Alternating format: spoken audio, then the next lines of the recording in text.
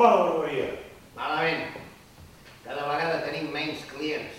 Es tornen calbs. Moren. Un barber sense clients, un actor fracassat i cleptòman, un professor de matemàtiques amb judici pendent per agredir un alumne i un enterramorts enamorat d'una prostituta maltractada. Els uneix una sòlida amistat i el pòquer.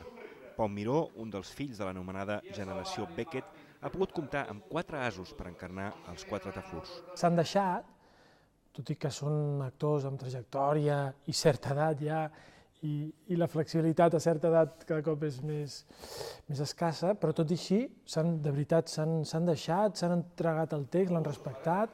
La trama és mínima, un encadenat de trobades per fer la partida, trencat només per un gir inesperat i sorprenent marca de la casa. Una subtil ironia atempera el drama d'aquests perdedors, d'aquest Rat Pack de tercera divisió.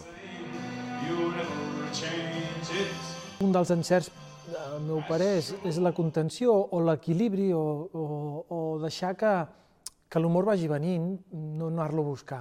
I si perds, no perds diners, sinó que et tanquen uns quants anys a la presó i et donen un bon cul. Ostres, que potser tu això t'agrada? Fins al 20 de maig es pot veure aquest petit enginy escènic amb el qual Pau Miró perfila una mica més una autoria ben personal. Necessito diners, hòstia!